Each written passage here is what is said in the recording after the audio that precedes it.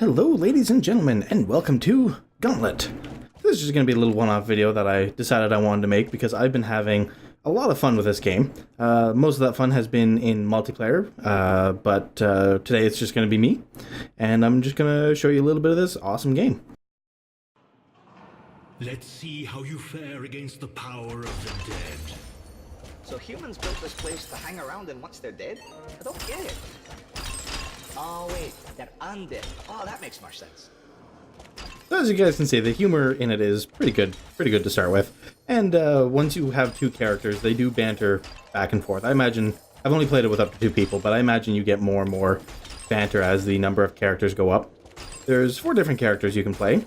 You have the elf, which is the one I'm currently playing. You have the warrior, which is kind of a big, brutish barbarian type person. You have the Valkyrie, which is a highly defensive, shieldy type person. And then you have Merlin, who is a special type of character all on his own. Now most characters work pretty much the same way. I'm using the controller for this. You can use a keyboard and mouse, but I'm using a controller for this. You have your directional button, which will do one of your attacks. For this guy, it's his arrows, so you can choose which way you want to shoot. For other characters, for the warrior, for instance, the right analog stick will control which direction he does his bull rush in. For the Valkyrie, it controls which direction she's blocking in. And for Merlin, it chooses which direction his spells go in. Then you have a special ability for the elf. It's this bomb. If I come over here, I can drop that on the ground, or I can attach that to an arrow by aiming and firing. And it'll do a fair amount of damage when it hits, which is fairly nice. Then you have... Oops, let's stay away from him. Then you have your special ability, which for this guy is the aiming. Like that aim shot. See the little green line? Which is just a shot that takes a little bit of time to charge up, but does a lot more damage. And then you have your bumper buttons, which are your relics, which are special items you can buy after you get a little bit of gold. And they perform a number of various effects, but they cost potions to use. If you see in the bottom there, right by my health bar, I have 2 potions out of a maximum of 6. And as every time you use a relic, it'll use up a potion. So, fairly simple as far as that is concerned. The wizard is actually kind of interesting, and I'll probably switch over to him real quick before the end of this video, just to kind of show that he kind of uses a dumbed-down magicka-type magic system, where you have 3 elements, and you can combine them together in a maximum combo of 2. So you can have 2 elements for any one spell, and that will cause various effects. It's not quite as robust as Magicka was, obviously, because Magicka, that was pretty much all that game was about, whereas here the Merlin is just one character. But it's still a pretty interesting system. I'm not very good with him because I tend to freak out a little bit when I'm fighting and can't really remember the buttons I want to press for the spells I want to cast. The elf is my favorite character. He's probably one of the simplest characters to play in my personal opinion, but I still like him. He feels plenty powerful because I can do... One thing I forgot to mention is I have this. I can do this dodge roll, which allows me to move through enemies easier than any of the other characters can, really. The wizard has something similar he can do, but again, I can never remember the damn button combination when I need it to do it, so it doesn't really help me much there. And yeah, the object of the game is really just to move through the each level of the gauntlet. One of the key mechanics are the summoners will come up, and there are different types of summoners. I've run across 4 different types, I think, so far. But I think there are way more than that. And for instance, this is just the basic summoner. This is just the first level. And it just summons these little guys, and then every so often it'll summon one of these lich dudes, who are kind of nasty, so I kill them off pretty quick. Now I actually have to start doing some damage to this thing here. If I had one complaint so far about this game, as I said, you can use a controller, or you can use a keyboard and mouse. However, your controls are not bindable. Like if I go into my settings here, go to my control scheme, it'll tell me what my controls are, but I can't rebind any of these keys. And this is true also for keyboard. So for instance, I would honestly prefer to use the keyboard for the elf, because you use your mouse to aim at that point. However, the dodge button to do that is in a really bad position, in my personal opinion. And I don't want to, and I can't rebind it. So it's like, I either have to deal with it in the bad position, which unfortunately, when you're playing this guy in the harder levels, that roll is very important. Ow, as you can see there. It's what helps you get out of trouble, really. And having it in a bad position is just, it's not going to work for this character. It's on shift. So I imagine for most people that'd be fine. For me, I have a problem hitting that key when I really need to. In games, I always unbind shift from something, you know, from whatever it is, if I can, because I don't know why. Shift is just a bad button for me to hit. But yeah, so no rebindable controls. That's a bit of a downer. But, as I said, it's a minor complaint, and it's really the only one I have so far. There might be a bit of a power disparity between the characters. I'm not really 100% sure on that. There are some characters that so far, to me, feel more powerful than others. Like, for instance, the wizard, I feel the wizard is probably the second most powerful character, but the most powerful character, I feel, is this elf. But then again, that might be just because I'm good with the elf and decent with the wizard and not so good with the other ones. I'm playing this on hard difficulty, by the way, because, I don't know, I always do that. If a game has a hard difficulty, then I'll always start there. It does have a difficulty, whoops, yeah, one above hard, which is, it's actually kind of hilarious. The difficulty settings, each one tells you, you know, what the difficulty level is, like what it does. You know, for instance, hard gives you more gold, but the monsters are harder, you know, that kind of stuff. The hardest difficulty level, I've ow, damn it, is literally just a bunch of you know, apologies for how hard the game is, and you know, why would anybody ever play this, and this is too hard, and oops, that's not a good place for me to be. So the elf, though, is, as you can see, incredibly fragile. I've gotten him upgraded to the point where if he dies, I get a... Yes, they do have the Red Warrior is about to die, which is amazing. But there's food over there. I wanted to grab it. Yeah, there I go. And when you die, you use... If you see up in the right-hand corner there, I have skull coins. And you spend one of those to revive in typical arcade fashion. And you keep going until you run out of skull coins. I'm gonna die again real quick. Damn it. It's hard for me to concentrate and play at the same time. I'm dead. Damn, I died again. Alright. Oh, come on. Go away, all of you. Ah. Damn it. These mummies can just go to hell. Aha, there I go. Alright, so that one wasn't so good. I'm gonna go retry. But this is kind of neat, actually. I'm kind of glad this happened. This is how you level up your character. There's no XP. There's no, you know, collecting items, really. You get XP by playing the character and upgrading various abilities based on how you play. So, for instance, my Bombardier here, the second one from the bottom, the more I use my bomb, the better I get with my bomb. And the more mummies I kill, the better I get at killing mummies and that kind of thing. There are some... Most of the level up tree is shared between the four characters. And by that I mean they have the same one. You have to get the... Basically, it kind of works on like an achievement type system, right? I'm actually going to go back to the hub.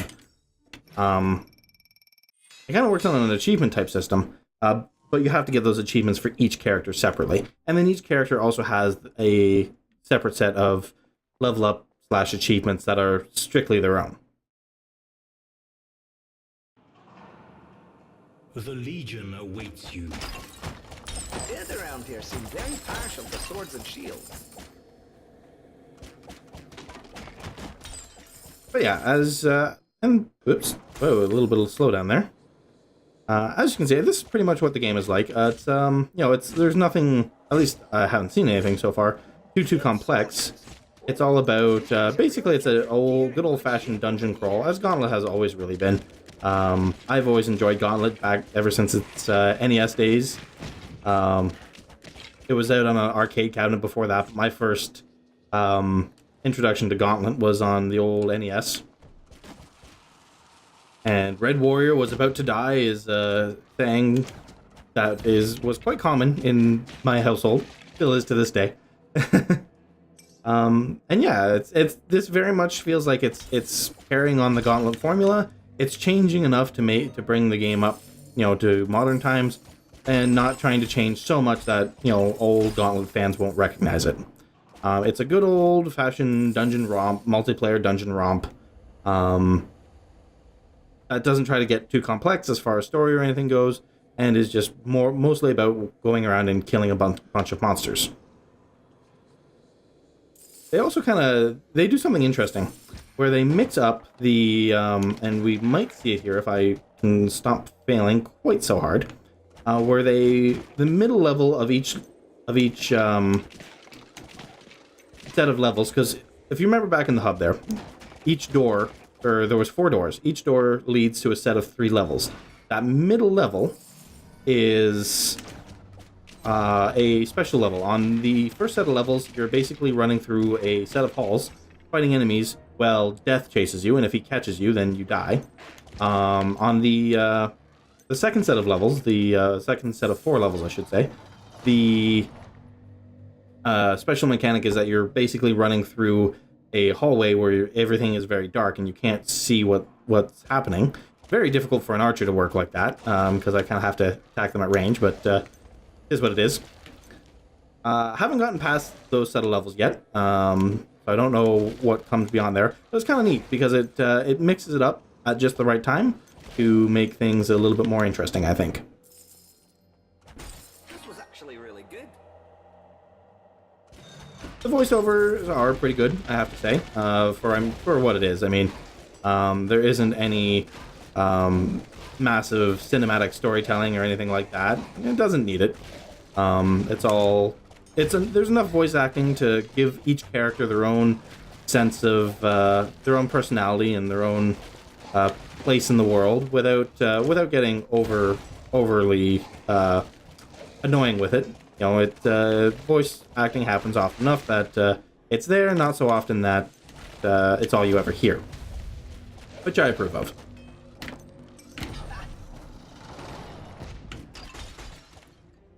And each character does really have their own personality. I mean, the elf is kind of this cocky, rogue type character. The Merlin is overly confident in himself. Oops, hello. See, here's what I'm talking about a little while ago with the 2 sets of... Oh, shoot. 2 sets of summoning stones. This one summons basically the harder skeleton types. Oh, that's not a good place to be. Oh, what a miss. And it really is all about using your character's various abilities to overcome these summoning stones, at least to start with. Bring me back. Kill that guy. Kill that guy. Kill the archer. Kill the archer. Have fun with the bomb. The levels can get rather hectic. As I'm sure you can see, you can get quite a few enemies on the screen at once, especially in some of the levels where they throw 3 or 4 summoners at you at the same time. Damn it.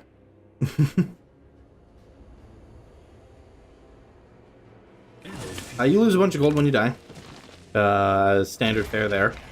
And gold is really how you do pretty much everything that isn't directly related to leveling up your character.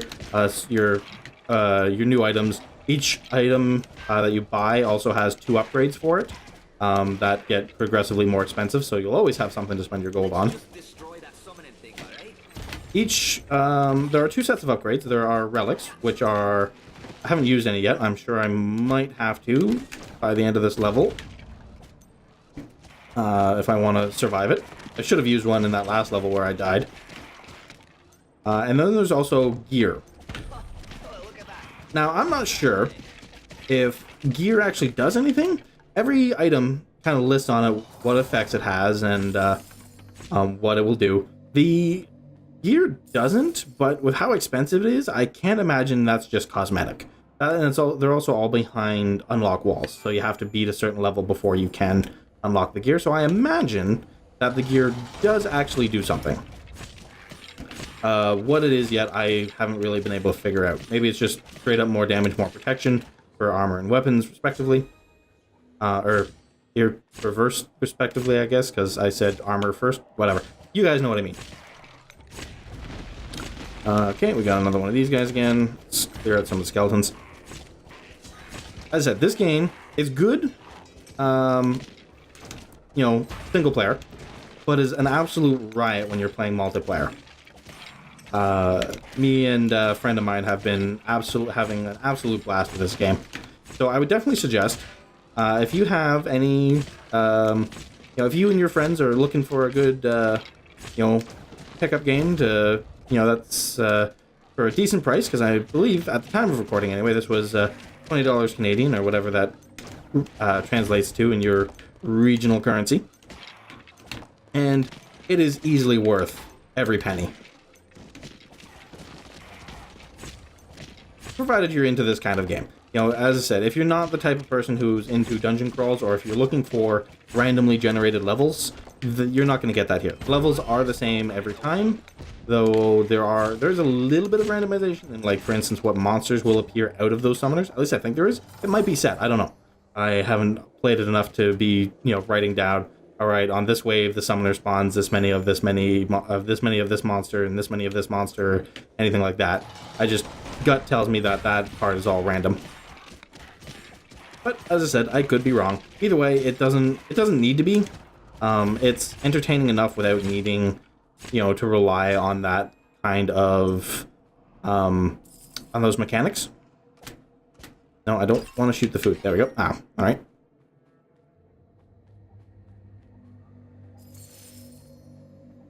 And you go through, you pick up gold. When you're playing, I think it's only when you're playing 2-player, but maybe I'm wrong. There is a crown that will spawn, and you can hold on to the crown. There's only ever going to be one, I think. Yeah, here we go. We have 2 of these spawners now, which is less than amazing. So there'll be a crown that spawns, and you can pick up the crown. Your character will wear it, and the moment you take damage, though, the crown will fall off and it will fly. And a monster can pick it up, or the other player can pick it up. At the end of the level, it's worth a fair bit of gold. So it's kind of a, while it's a cooperative game, there is a bit of a competitive element in trying to, yeah, okay, there's a relic. Nope, I died. Okay, so that relic just summons copies of me, which, just fire a bunch of arrows. The Valkyries will flip around and, whoop, that's a bad place to be. Ow, bollocks. The Valkyries will flip around and, stab things with their spears. Oops, hello, let's kill you. It is quite challenging on this difficulty level. Definitely not an easy game. As I said, though, I am having a ton of fun with this one, so I don't mind the challenge.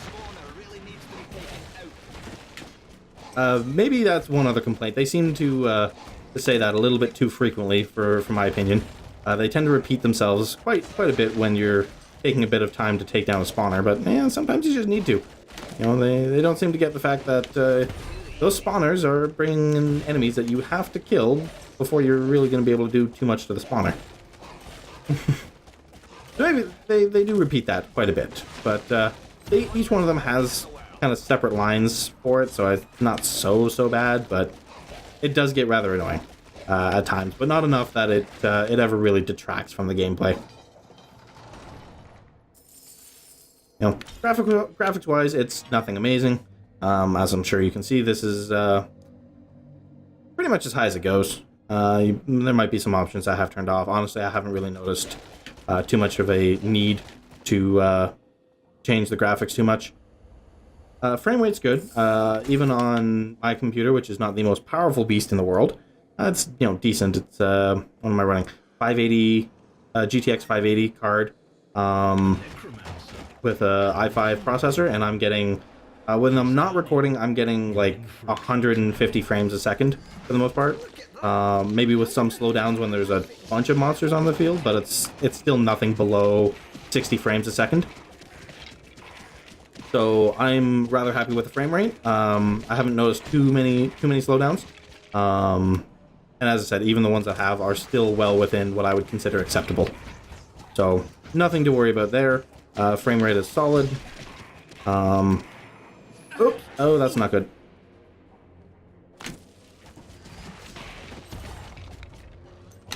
Then you have these guys. These guys are kind of interesting. The liches.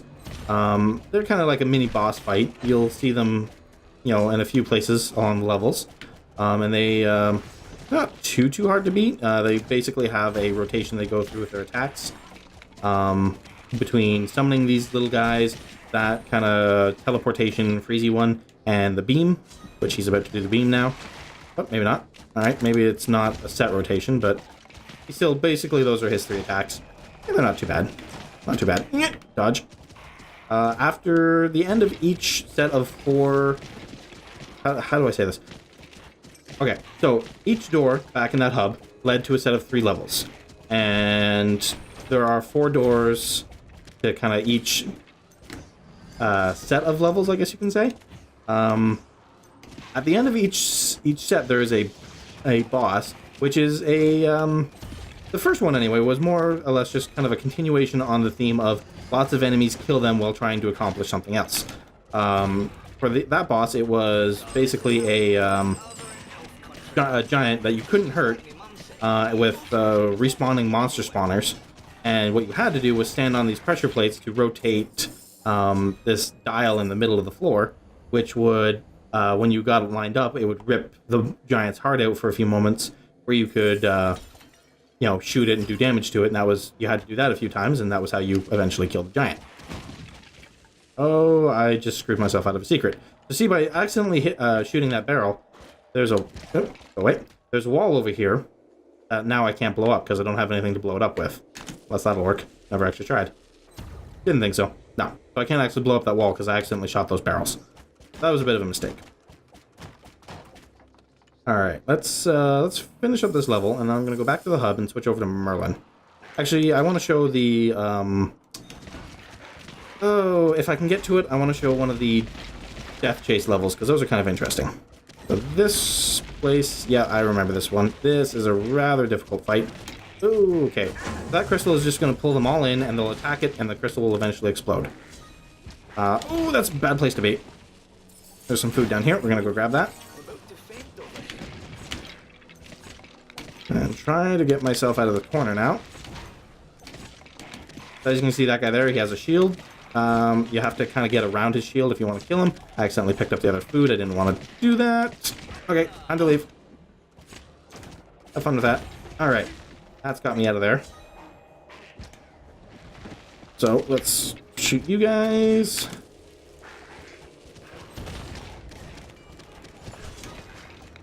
Oh, hello, Mr. Spinny.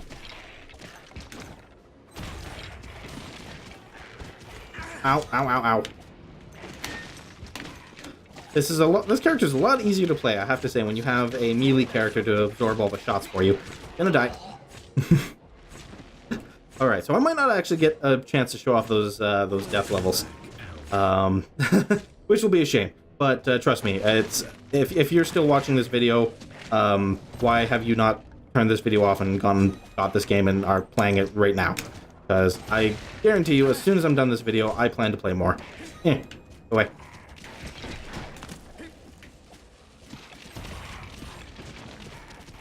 Alright, you know what? We're gonna go just jump back to the hub. Because I would want to show you guys how Merlin works before the end of this video. And this video is already starting to run a little longer than I meant it to. It's just too much fun to play this. Alright, so if I back out to the lobby. So these are the 4 characters that you can play. You have the warrior, Thor. He doesn't come with that helmet naturally. That's just that's one of the upgrades that I was talking about. I bought for him. You have the Valkyrie, Thyra.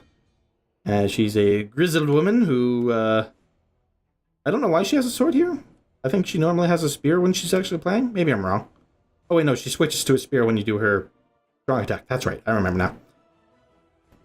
they play, the melee characters are kind of interesting. I don't really have a knack for them. However, Merlin is a lot of fun to play. So let's go in with Merlin.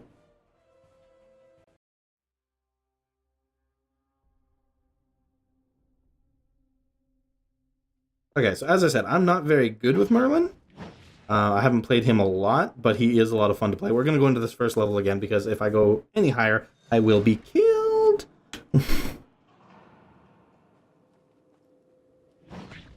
Okay, so the way Merlin works is, as I said, if I go into my control scheme, he's got 3 elements. He's got fire on Y, ice on X, and lightning on B. And what you can then do is I can combine, say, fire and fire, and that'll create this fireball, right? The one that I've just been using. However, I can also combine fire and lightning. Fire, lightning. There we go. And I create kind of this artillery strike. But I can combine them in reverse. So if I go lightning ice or lightning fire, I create kind of this hand taser thing. And then I can go ice ice, or sorry, lightning lightning, and that creates a this force shield, which when enemies hit that, they just kind of bounce off. It's actually kind of fun to watch. This fire spell is kind of a good, you know, all-purpose range one, but you do have more powerful at your disposal. With Merlin, it's really all about picking the right spell for the situation at hand. But for this one, I might even just do one of my favorite spells, Ice Ice, which is... This one is kind of neat because it's a beam, but it gets more powerful as the longer you hold it down. So if I start this again, it starts out as that little one singular beam, then it grows into 2, and then it'll grow into 3. And it gets more and more powerful as the beams grow. You also have spells like this one, which are, you know, kind of a shotgun blast of ice. That won't really do a ton of damage, but it will freeze them in place. So you can maybe get a bit of distance on any particularly tough enemies. This is that teleport. So this is kind of like the elf's dodge roll, but this is the one the wizard has. He kind of transforms into those 2 fireballs and goes flying. While he's in the fireball form, he's immune to damage. You know, stuff like that. Oops. Zap him. Zap him. This one's more useful for just getting them away from you. Go away. I switch over to this one. Fireball. Boom. This one's, you know, good AoE damage. You know, decent single target damage, but I think you'll probably find better single target damage with something like this. Now this guy, with some help, is really good at taking down these guys, because you can just ice beam it and you start doing ridiculous amounts of damage.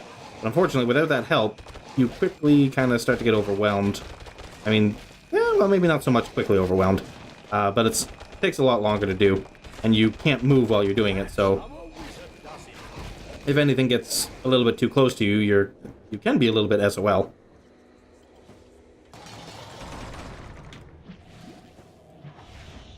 Fireball, fireball, fireball. And you can see how they all kind of bounced off the dome there.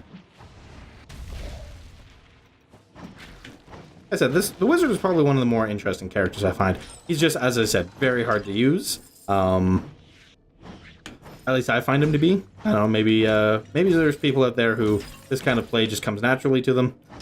I'm not one of those people. Alright guys, so that has been Gauntlet so far. You know, just a quick first look at it. I wanted to do something a little different from my traditional Let's Play, so I thought I'd give my hand a try at this.